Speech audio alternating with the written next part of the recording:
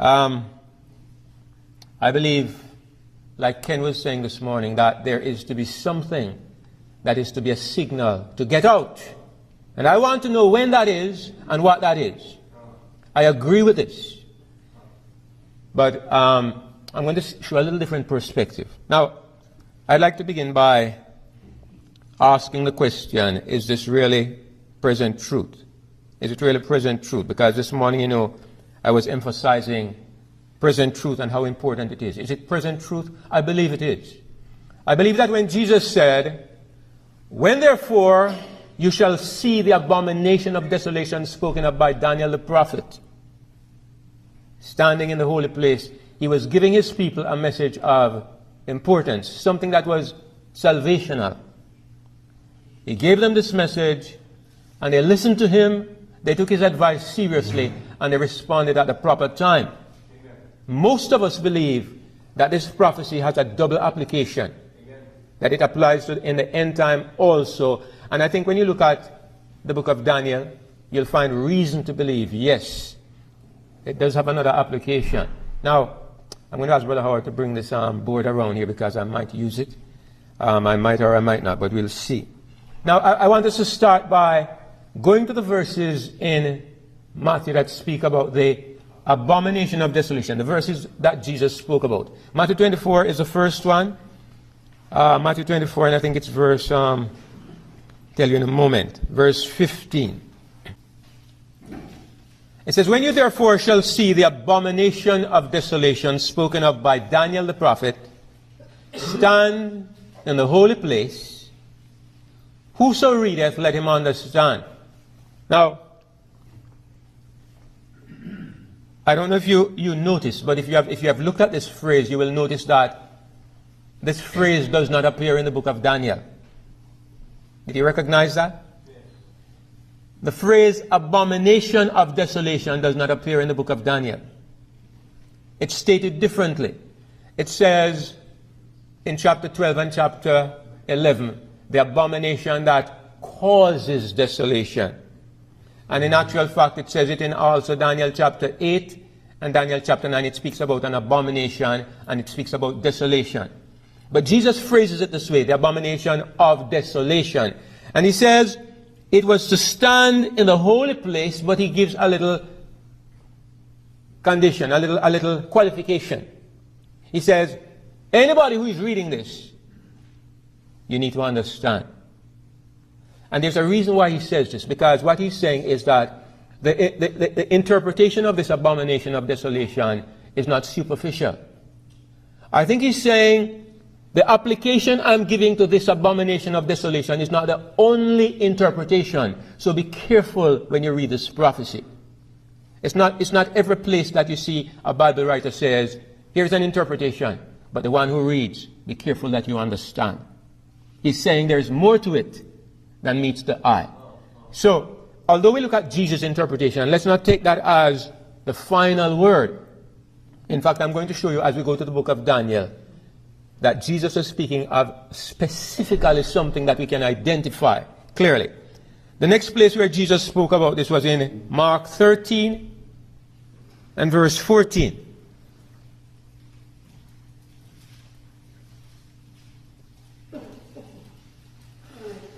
He says, "But when you shall see the abomination of desolation spoken of by Daniel the prophet, standing where it ought not, let him that readeth understand, then let them that be in Judea flee to the mountains." So first of all, he says, you will see this abomination standing where? In the holy place. And then he says here in Mark, it will stand where? Where it ought not. It's not supposed to be standing. Same thing, right? It's not supposed to stand in the holy place. And we'll see where he gives us a little more information in Luke chapter 21 and verse 20. Speaking of the same thing, he says, we can probably read verses 20 and 21. "And when ye shall see Jerusalem compassed with armies, then know that the desolation thereof is nigh." He doesn't mention abomination of desolation, but he mentions the desolation of Jerusalem. "Then let them which are in Judea flee to the mountains, and let them which are in the midst of it depart out, and let not them that are in the countries enter thereinto. So now he gives us more detail, and he tells us, when you see Jerusalem surrounded with armies, then it's time to get out, it's time to flee. Now you know this happened exactly as Jesus specified. And I'm going to come back to this later on. But obviously what he means is the armies surrounding Jerusalem is equivalent to the abomination standing where it ought not in the holy place. And the disciples were to look for this. They had a definite event that they were to look at. And when they saw it happening, they were to look for the first opportunity and get out fast. And we know they did. And Jesus says, this is what his people were to do. And I'm suggesting to you that there is more than one application to this, because there is something that is to signify in the end of time, a signal for God's people to respond in a certain way. And that's the important thing to remember. That's the main point in what I'm saying tonight. There's a certain question in the minds of some people here tonight. And I hope that by the time we are finished, you will at least have a better answer to the question. If not a perfect answer, at least a better answer. Okay? Now let's look at the actual prophecies in Daniel that Jesus was quoting, because I think Daniel puts it differently, and I want to say something about Daniel's presentations. Now, first of all, let's look at Daniel chapter 12 and verse 11. All right, he says in Daniel 12 and verse 11, and from the time that the daily sacrifice shall be taken away, and the abomination that maketh desolate set up, there shall be 1,290 days. Now there are two elements that he mentions I want to write on the board. He speaks about the daily sacrifice. Right, I think everybody knows that the word sacrifice is a supplied word. And he speaks about the abomination.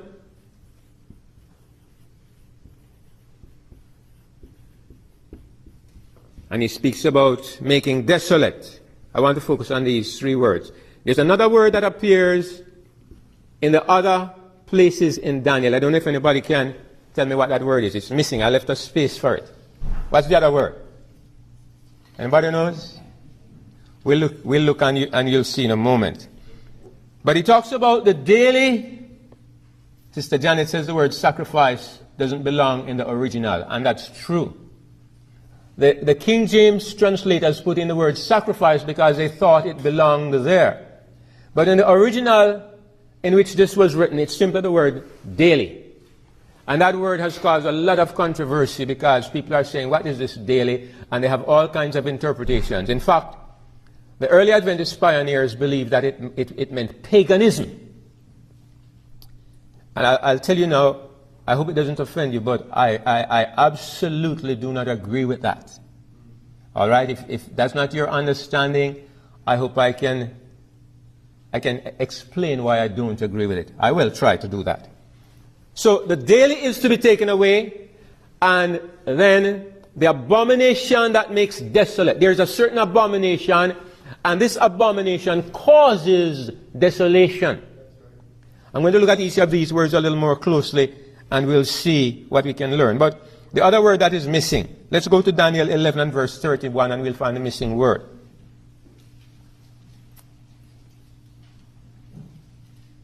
It says, and arms shall stand on his part, and they shall pollute the sanctuary of strength, and they shall take away the daily sacrifice, and they shall place the abomination that maketh desolate. What other concept is brought in here that wasn't mentioned? The sanctuary, thank you. They shall pollute the sanctuary of strength. The sanctuary is mentioned.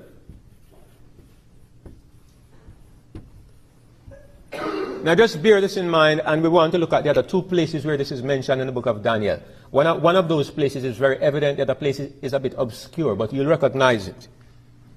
Let's go to Daniel 8.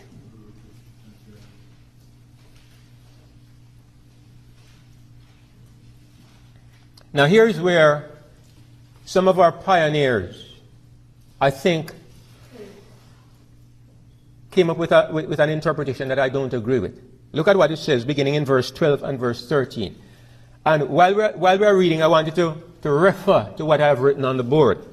It says, and an host was given him against the daily sacrifice. There's that daily again. By reason of transgression, and it cast down the truth to the ground, and it practiced and prospered. Then I heard one saint speaking, and another saint said unto that certain saint which spake, how long shall be the vision concerning the daily sacrifice and the transgression of desolation? He doesn't say abomination here, he says transgression. To give both the sanctuary and the host to be trodden underfoot. So it has the elements of the daily, the sanctuary, and the abomination. It mentions all three things. So the parallel between this and Daniel 11 and Daniel 12 is very clear. The elements are there. The daily, the sanctuary, and the abomination of desolation. So, let me tell you before I go to the final reference what I believe. I believe that at least three of these references are talking about three different time periods. Three different time periods, but the same crisis, the same elements come back three different times. It's expressed differently each time, but it's a repetition of the same event in a different setting.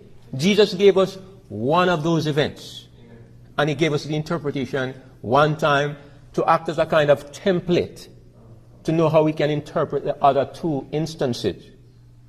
It may be four. I see at least three, right?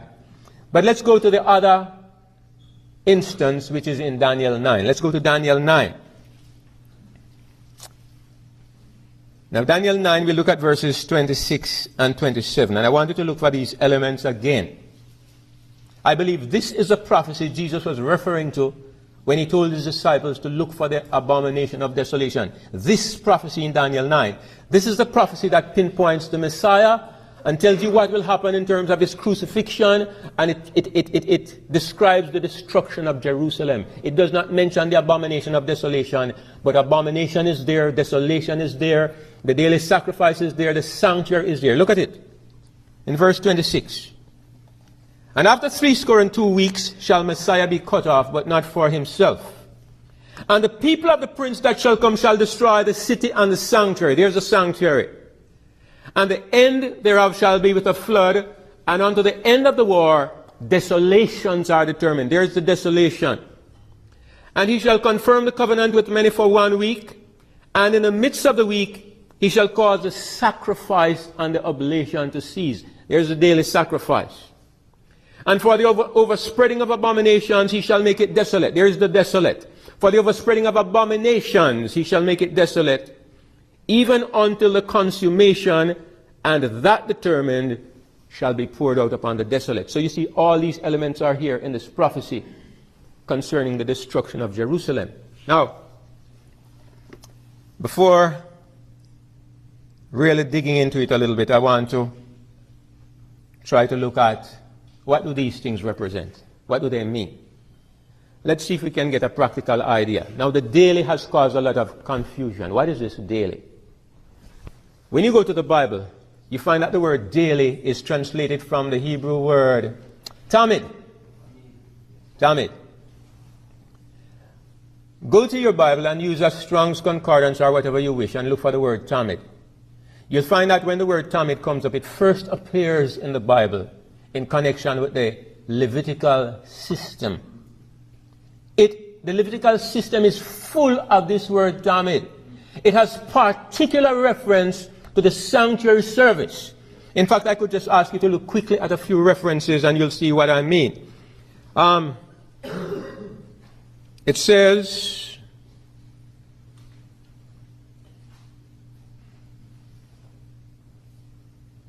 in Numbers 28 and verse 24. In fact, I'll just read quickly. You don't have to go to the verses unless you're really fast with your hand. I want to go through this without spending too much time. In Numbers 28 and verse 24, it says, after this manner you shall offer daily throughout the 7 days the meat of the sacrifice made by fire of a sweet savor unto the Lord. When it says you shall offer daily, it's that word tamid. It says it shall be offered beside the continual burnt offering. The word continual is the word tamid. It's translated as continual. It's translated as always. It's translated as daily. It has to do over and over with the sanctuary service. In Exodus 25 and verse 30 it says, "And thou shalt set upon the table showbread before me always." Tamid.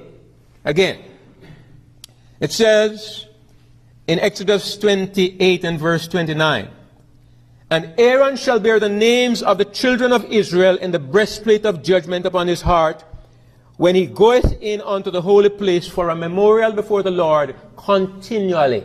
Tamid again. And you find that it is used here over and over, many, many places in the book of, in relation to the sanctuary service. It is full of this word tamid. So when you find that the book of Daniel, the angel talks about the daily being taken away, and it's always in connection with the sanctuary. The sanctuary is in almost every one of these references to the abomination of desolation. It seems reasonable and logical to me to conclude that the daily is referring to the sanctuary service. I am sorry, I have to disagree with our pioneers. They said it was paganism. Tamid never, ever, not even one time in the Bible refers to paganism. They made a mistake. But it refers to the sanctuary service. And I just want to ask you right at the beginning, what is the meaning of the sanctuary service? What does it point to? Everything in it. The showbread on the table, the priest with the breastplate on his, the names of Israel on his breastplate, the offerings offered morning and evening, the lamp being made to burn continually. Everything referred to the fact that Jesus ever lives continually to make intercession for us. Always.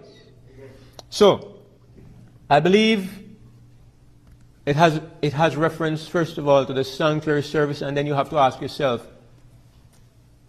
as you move past AD 31, when Christ was crucified, and you look at the sanctuary service, are we talking about the literal sanctuary service, or are we talking about the real ministry of Christ? These questions. Then, the abomination that maketh desolate. I'm not going to spend too much time on this either, but you can go to the Bible and look up the word desolate. Many, many places you'll find where, in fact, probably I can find an example to give you. I think I got my notes a little mixed up here, but I'll find for you in just a moment. It talks about desolate, and when it talks about desolate, it refers to a state or a condition of being forsaken by God. I'll give you two examples. In Leviticus 28 and verse 26, and verse 31, God speaks about what he will do to the Jews if they turn away from him, what will happen to the Jews. And he says in verse 31, "And I will make your cities waste, and bring your sanctuaries into desolation, and I will not smell the savor of your sweet odors." What's the meaning of this word desolation?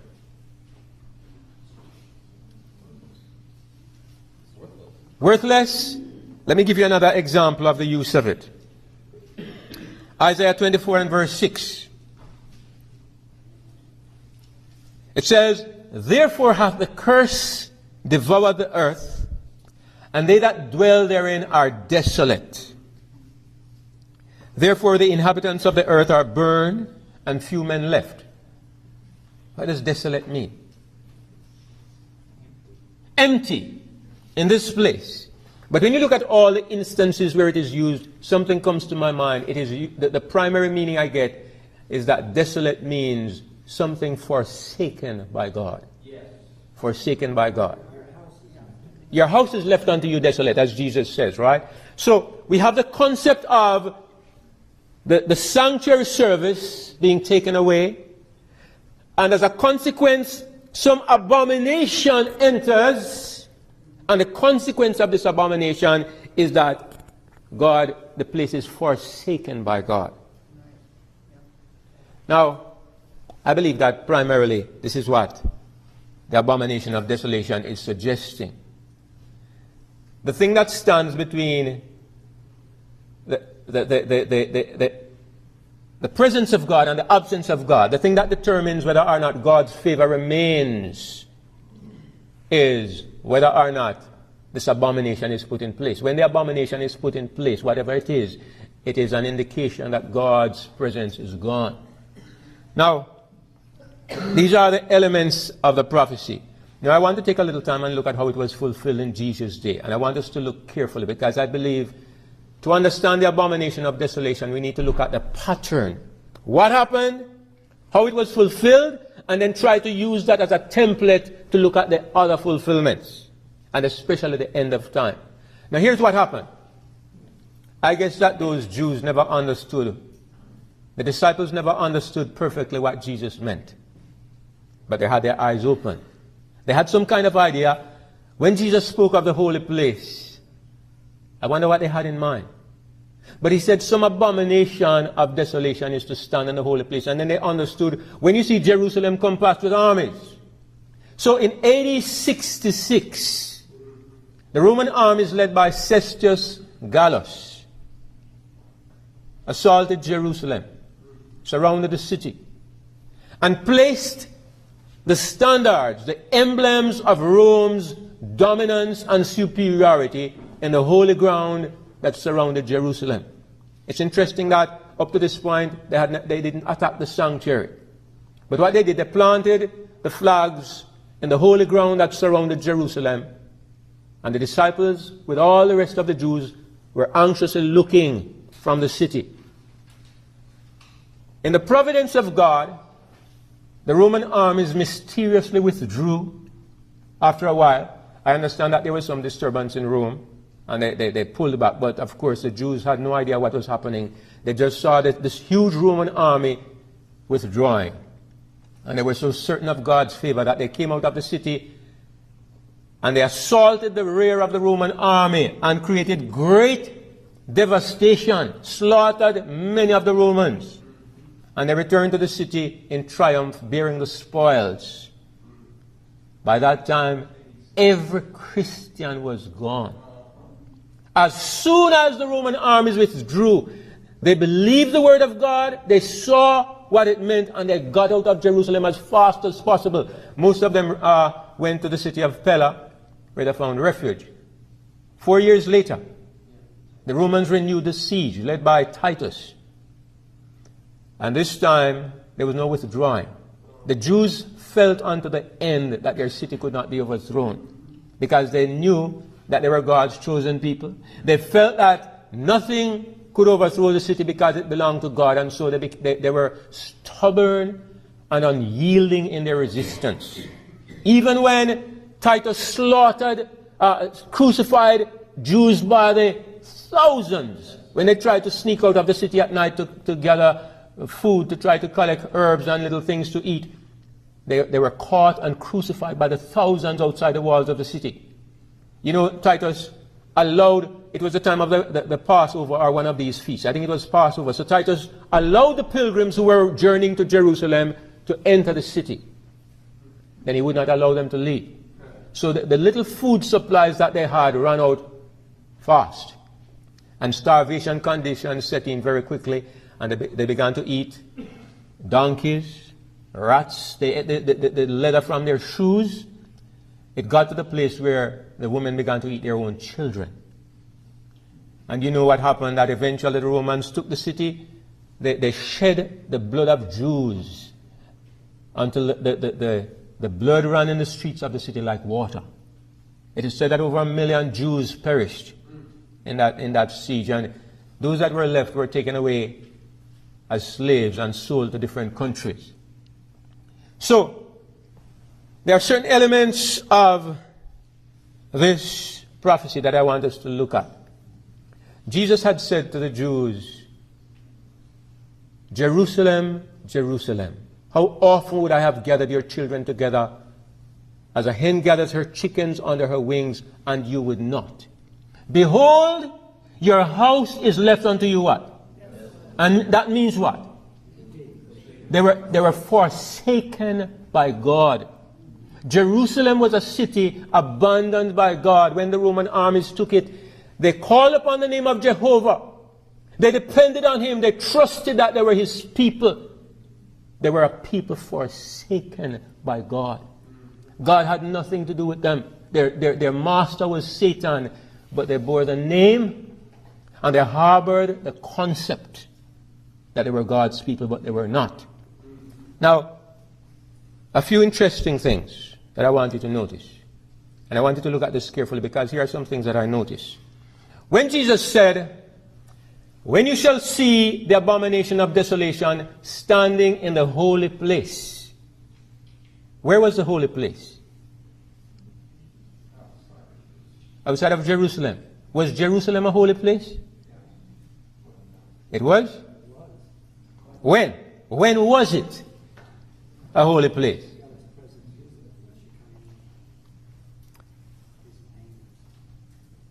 Jesus refers to Jerusalem in terms of the concept that the people had of Jerusalem. Because Jerusalem was a holy city until Jesus died. You know that before, I see your hand, Michael. Before Jesus died, then the Jews were a holy people. And the city was a holy place. And Palestine was a holy land. But when Jesus died, God moved from type to antitype. And everything changed. Now God's people were no longer a genetic bloodline of a particular race. God's people were now the people who had embraced Jesus Christ and whose spirit was in his heart. Palestine was no longer a holy land, in spite of the misconception of these hundreds of different denominations that are fixated on Palestine. It was no longer a holy land. The type had moved to antitype. Our holy place is Jerusalem above, not somewhere down in the Middle East. So it was no longer a holy land. But Jesus is using the terminology that is popular and that people will understand. I'm saying this because as we consider the fulfillment in our days, we have to bear in mind certain things. Now, here are a couple of other things I want you to consider. God's people were in Jerusalem until almost the final moments. How many enemies did God's people have? Somebody says two. Who are they? Well, the internal enemies of the church and the external enemies. When you say the church, who do you mean? Well, the Jews. The Jews. And who else? The Romans. The Romans. There were two enemies that were determined to destroy. In fact, the Jews had been God's enemies, the enemies of God's people for 40 years. For 40 years, they had been determinedly trying to stamp out the young Christian church. When they tolerated them, it was because they couldn't do any better. They were their sworn enemies, and they were determined to wipe them out, even though they coexisted in Jerusalem. And the other enemy was Rome. And what was the nature of Rome? It was a secular power. You had two enemies of God's people, one a religious power and one a secular power. Now the religious power and the secular power got together and crucified Christ. Both of them cooperated together in persecuting God's people, but at the end, the secular power destroyed the false religious power, and God's people escaped. Because they looked for the signal and they knew when to do what, so they escaped. Now I'm suggesting to you that this is a pattern of the final abomination of desolation and how it will operate. That God's people at the end will have mistaken, I think, the nature of the final conflict. It's what I was trying to say this morning, and why I spent so much time trying to establish that the beast power is really a secular power and not a religious power. I established that because I wanted to point out this evening that according to the pattern of what happened to Jerusalem, there are two enemies that God's people have. And we have been focused on the religious enemy.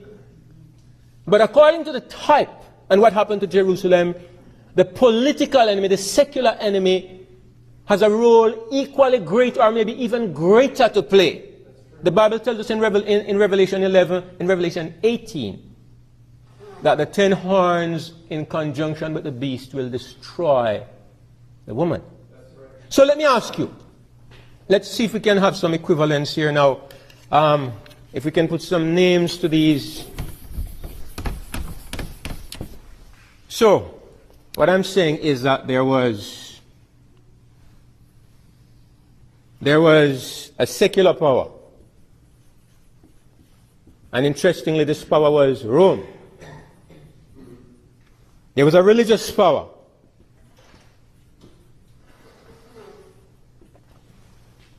And there was God's people.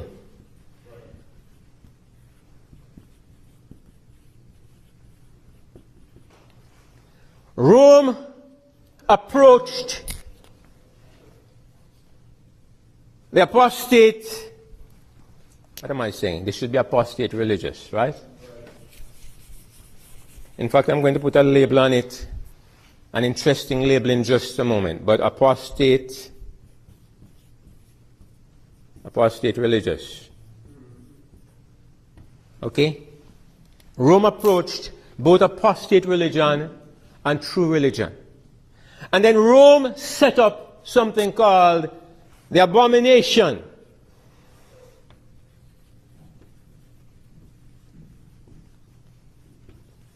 They set up the Abomination of Desolation, and this was followed by what?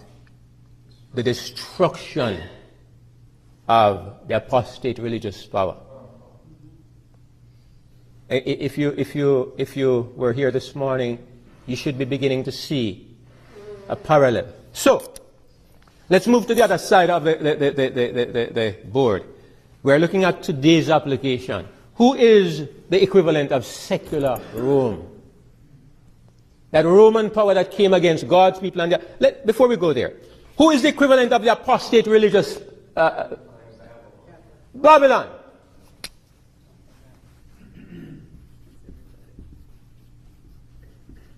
We are looking at a religious system that claims to be God's people, and the world views it as God's people, and it once used to belong to God, but which is utterly forsaken by God, which is in total rebellion and apostasy against God, and it is the enemy of God's true people. You also have God's people, and I don't know, I suppose if I ask you who are God's people, you will put different labels on it, right? Some people say it's those who keep the Sabbath. Some people say all kinds of things. But I think I would like to define it as those people who have the Spirit of God in their hearts. I'd like to leave it there. Because I think we have divided the religious world in many different ways. Some people think it's those who keep my peculiar little quirk of doctrine. And we have divided ourselves into groups and systems and organizations based on every little idea that arose in the mind of some perverse religious leader. But actually, the Bible is very simple in how it defines God's people and the rest. It says, if any man have not the Spirit of Christ, he is none of his. And as many as are led by the Spirit of God, they are the sons of God. And I want to divide the religious world along those lines. So Babylon represents the great religious system that has identified itself as belonging to God by some lines, by some means other than by the Spirit of God. Now I'm going to make an identification of Babylon here that I hope you will all understand. I am of the growing conviction that Babylon's chief identification is that of denominationalism. You may not like it initially, but I'm going to defend my position. I'll say it again. I believe that Babylon's chief identification is that of human organizational system. which usually identifies itself in denominationalism. Now, I'm going to explain why I say this from two different perspectives. First of all, when people band themselves together into groups and give themselves names and identify themselves by external means of identification, how you comb your hair, how long your dress is, the kind of things that you can say yes to when you're questioned. When they identify themselves in these ways, it sets up systems where a few men can attain almost absolute control over vast masses of people. When we have heard that the wicked are binding in bundles for the burning, you thought it applied to political parties and trade unions only. You thought it applied only to worldly organizations. Look here. Why do you think the Jews shouted, "Crucify him," to the one who blessed their babies, healed their sick, raised their dead? Why do you think they shouted, "Crucify him"? Because of a few evil men that they respected and revered. That's the nature of the human gang mentality, which is a consequence of being herded together in bands and groups and organizations. Why do you think the truth about God moves so slowly and so difficult, under such difficult circumstances? Have you ever tried to tell a Jehovah's Witness that you'll be going to heaven one day? Have you ever opened your Bible and showed him how the Bible says it over and over, and do you see what he says?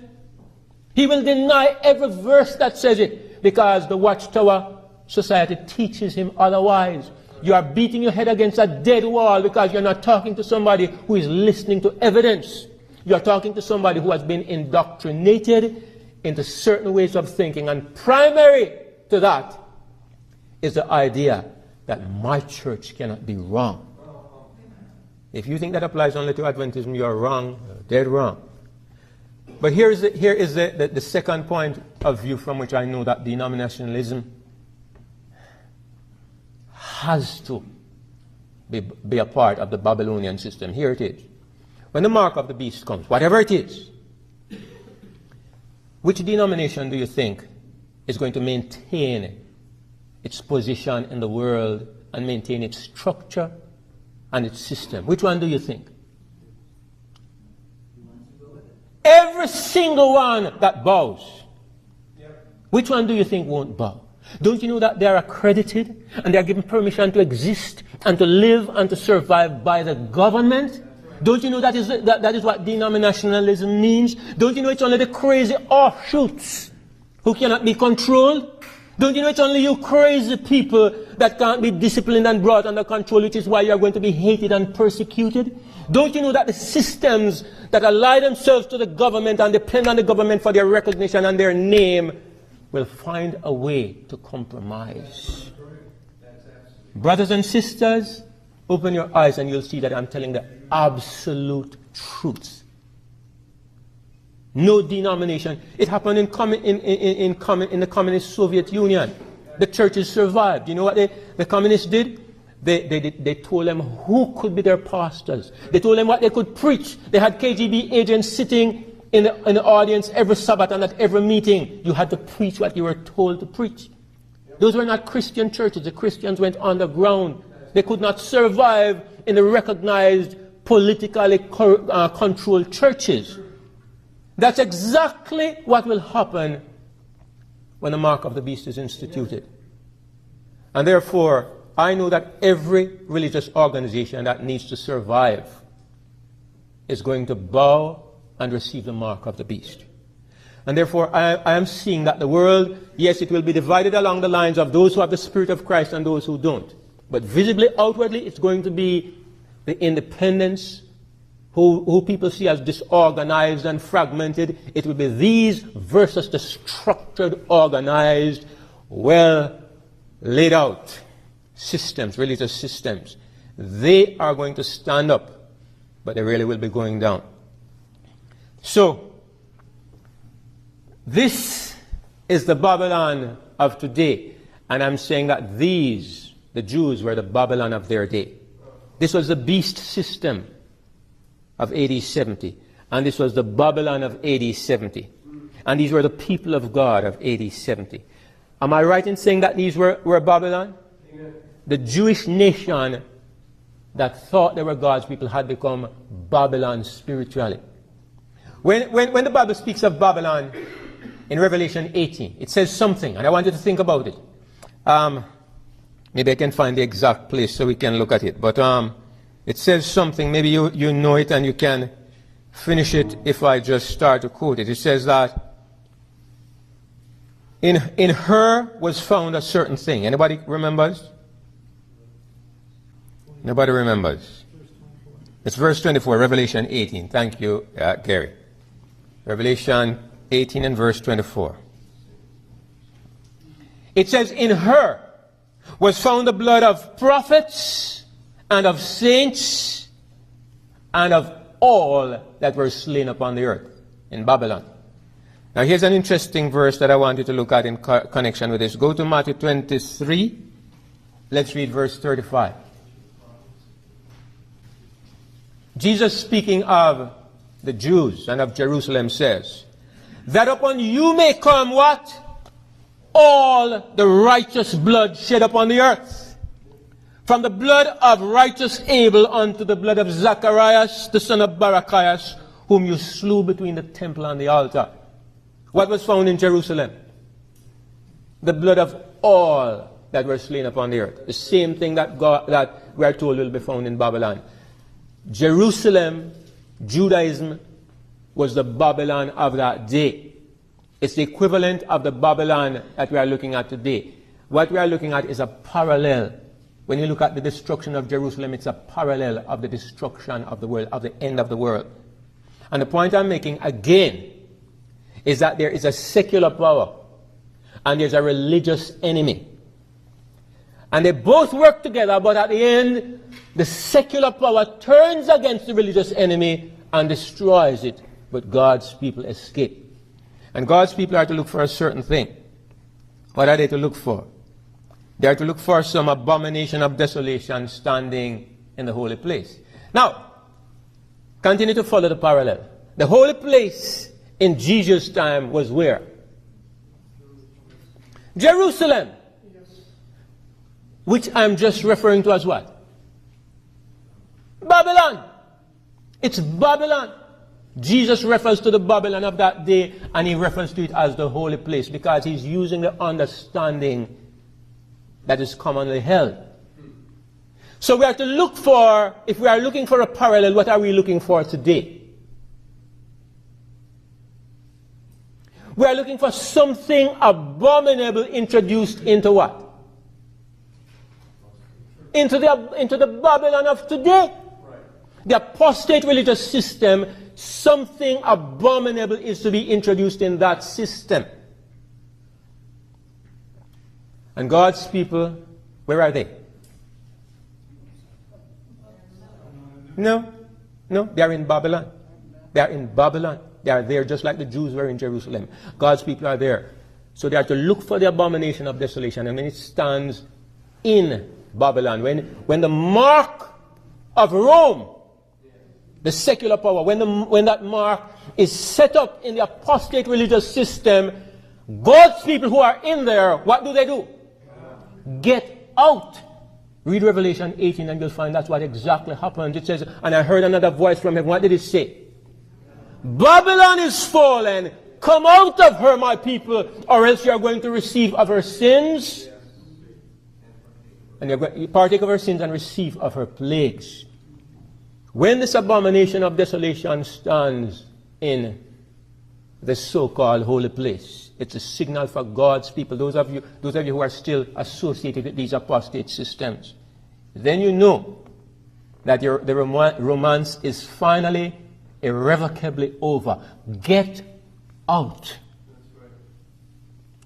Up to that point, God winks at your ignorance and he forgives the loyalty and the fellowship that makes you want to hang around. But there comes a time when something is so clearly rotten and apostate and lost, you just have got to get out. Something is to happen in the religious world. Something is to be established in the churches that is so absolutely clearly abominable that everybody with a modicum of sense will know I can no longer associate with this thing. Then when you tell people get out of Babylon, they will know what you're talking about. Tell people get out of Babylon today, and what are you telling them? All right. They don't keep the Sabbath. Look, Babylon has hardly ever kept the Sabbath for the past 2,000 years. That's not present truth. Well, the Trinity, that's a significant thing. Yes, they rejected the true God. But how long ago was that? Well, the Adventist Church was 1980, but the rest of Babylon, when did they reject the true God? It has been ages. What I'm saying is that when you focus on this, it doesn't have the power that it should because it's not present. When the call goes, get out of Babylon, it is something visible and clear and unmistakable and beyond controversy that every intelligent Christian who remains in Babylon will flee out of it. That's what I understand this prophecy means. The Spirit of God is to be cut off from the churches. The daily is to be taken away. The Spirit of God is to be driven out of the churches by their mingling with the system of the world. But something in particular is to be established that is so ugly and horrendous and abominable and clearly of the devil that everybody will see. And every true Christian will get out without hesitation. Right now, I probably am not going to tell you what I think it is.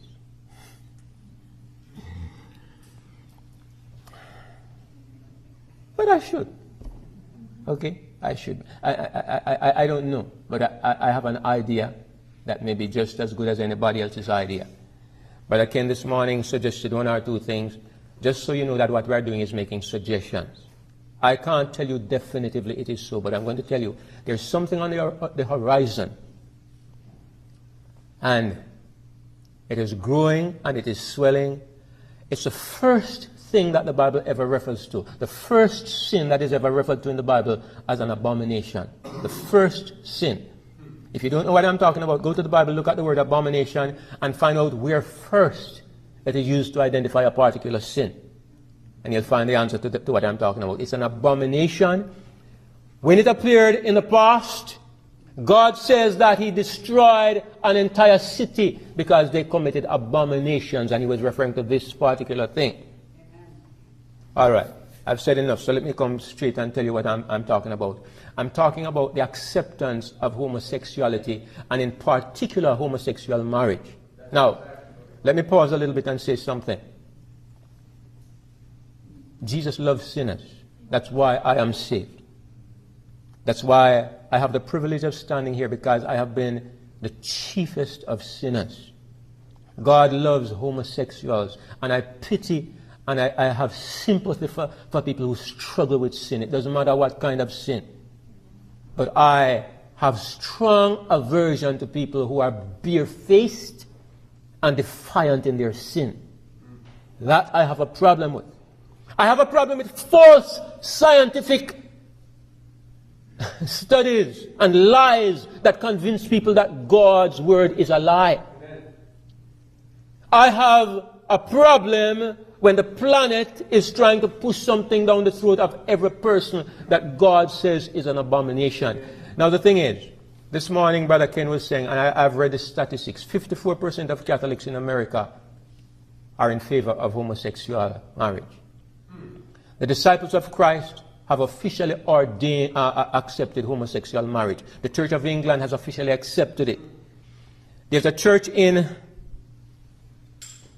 I think it's in Minneapolis, a Baptist church, which has refused to conduct any more weddings until it is legal for homosexuals to be married.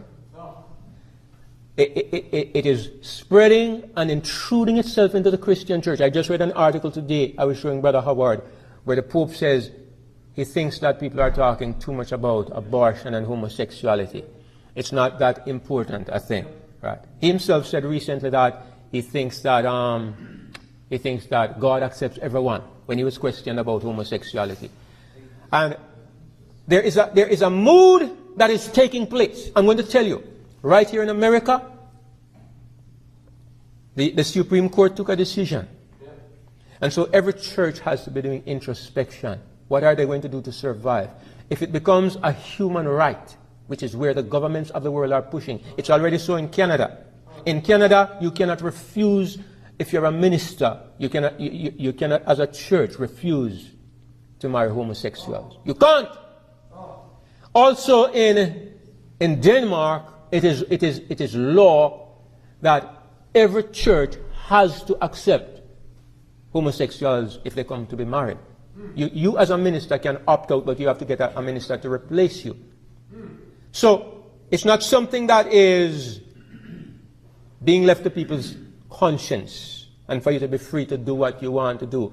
People are innocent and they don't know what is happening. Like I was saying to somebody, the United States and the European Union are pushing homosexuality on every country on the planet. Recently, the United States Secretary of State, John Kerry, stated that the promotion of gay rights is at the heart of U.S. foreign policy. What? You have Syria to worry about. You have your economy to worry about. And at the heart of your foreign policy, you have put homosexuality? What on earth is going on? The British Prime Minister went to Uganda, Zambia. Mr. Obama was there, and he offended the people by pushing it on these nations. In Jamaica, they have threatened us that if we don't change our laws, because it's still illegal in Jamaica, then we are going to lose the assistance we get from the EU and from America. So there is this push to promote it. But the greatest influence is the influence of false science. Because you know, Gary, that the people who are worshipped today are doctors and psychologists and scientists. The new gods, the gods of this age, are scientists. Science is the god of this age.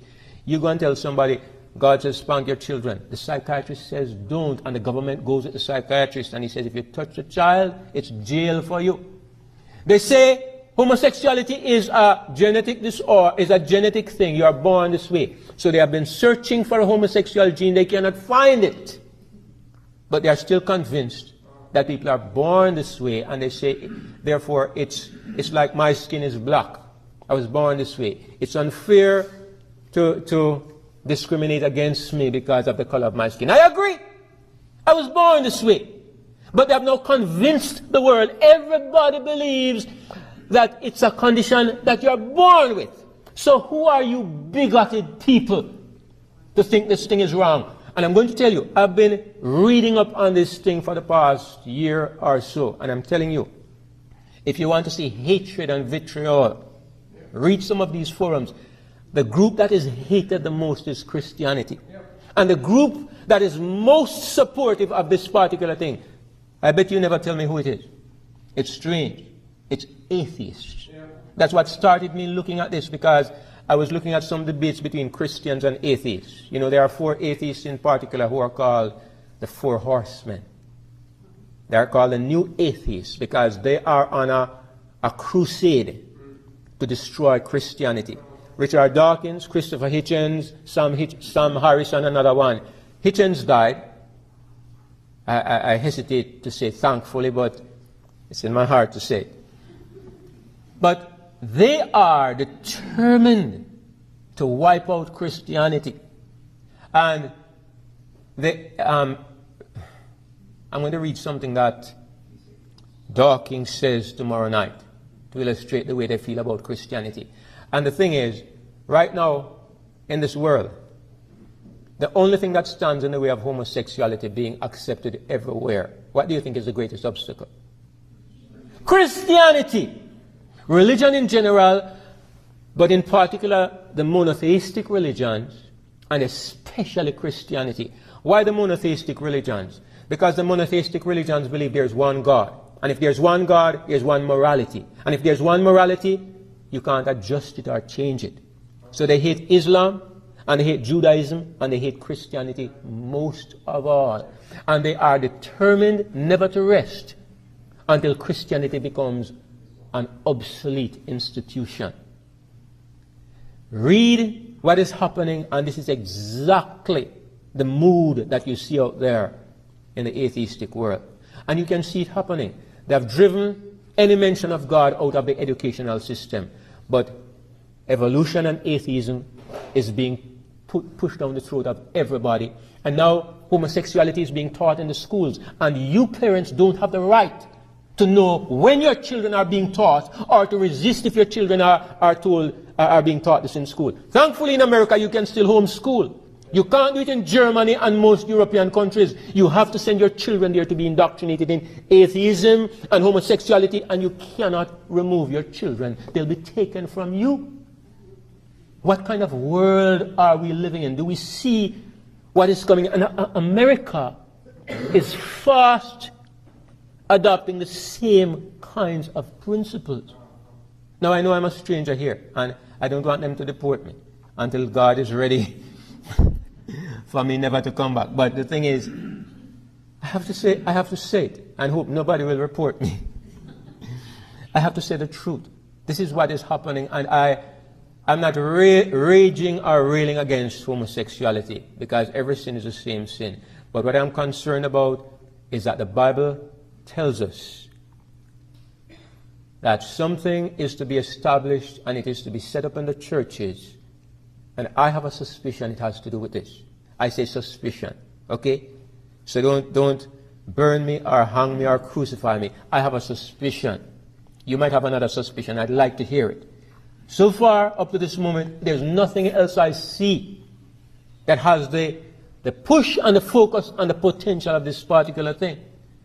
Look, when this becomes a human rights issue, so far the United Nations has not proclaimed it a human rights issue, because there are still too many countries in the backwoods of Africa and the Caribbean who resist it.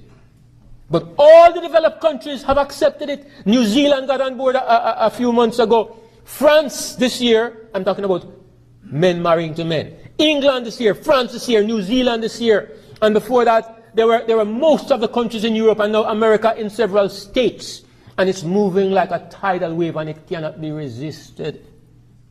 This country is going down in that respect. You can't resist it. The Supreme Court, you'd have thought that 5 sensible old men would have been able to stand up and make a better decision. No! You cannot resist it. And I don't know why, because these people make up about 3% of the population. I think atheists are 12, they are 3%, and they dominate the country. And they're taking over everything. And you wonder why? How is this happening? I don't know, but I know it's happening. And when it becomes a human rights issue, what are the churches going to do? Because right now it's a matter of choice and preference, but when it's human rights, you don't have the right to not give these people the same rights as you give to a heterosexual couple. So when they come to be married, every church will have to accept that it's a right to marry these people. In England, the Hindus have stopped marrying people. Why? Because they don't want to be sued. Because they recognize that soon it's going to be a matter of law that every church has to marry homosexuals or be sued. You know what is happening here in America, in Washington, right? This little old lady, she sells flowers.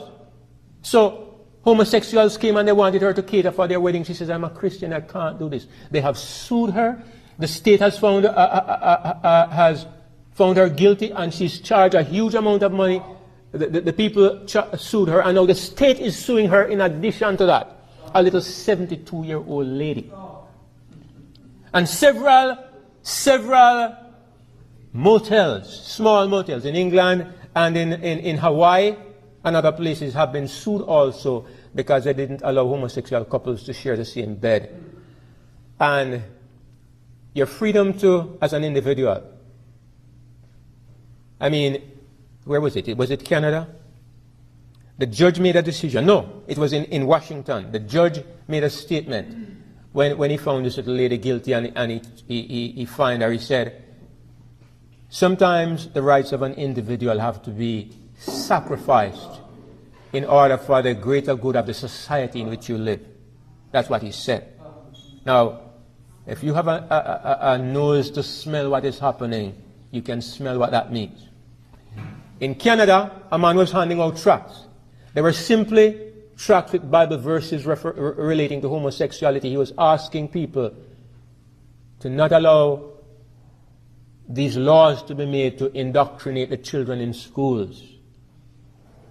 He was fined 7,500 Canadian dollars for handing out 2 tracts with just Bible verses on it. And the Human Rights Court said, when it comes to matters of human rights, you cannot claim religious freedom. He says, when you take Bible verses and put them together in this way, it constitutes hate speech. Now, I understand that many of us are not aware of what is happening. Right? Now, there is a DVD at the back and there's a book at the back, but the DVD especially has a lot of these articles in a PowerPoint form. There are 3 sermons. The third one has all of this on it. So if you can get a hold of one of those, you can look at it. I don't have the time at this camp meeting to show the PowerPoint, but all of this and much, much more is happening. And I'm going to tell you, the only thing that can stop this agenda, what is happening, the only thing that can stop it, is if there is a complete moral revolution in the entire planet. The only thing that can stop it is if Satan appears on this world as Jesus Christ. Now, if that happens, the world will turn back to religion, probably. Satan's religion. But no human effort or energy. The trend of the direction in which society is progressing, it cannot be reversed short of something like that. Men are not afraid anymore by Hurricane Katrina, or by the greatest earthquakes, or by Fukushima. Science explains all these things. Richard Dawkins says if he saw God appear in the sky, he still wouldn't believe in him. Because he says people will use holograms and so forth. Science has convinced men that they are lords of the universe and God does not exist. And it takes something beyond the controversy to turn this planet around. So, I am speaking from the position of the trend that I see taking place. From the perspective of looking at the prophecy and what I see there. I'm not saying to anybody that what I'm saying is absolutely right, because I would be presumptuous to do this. But I'm saying I think my perspective has a lot of good reasoning behind it. And I want you to think about it and look at it. Because one thing I've been saying, Brother Howard has repeated it, what is coming is not going away, it's coming. And it's coming rapidly, so we will soon know. For sure. We don't have to speculate about it. And thank God we're not quarreling and arguing about it. But I just want you to open your eyes and start looking if you have not been looking before, because something is coming. And I'm going to tell you this. If homosexuality is accepted by the churches, you will have a reason, and you'll have a purpose, and you'll have strength when you tell people, get out!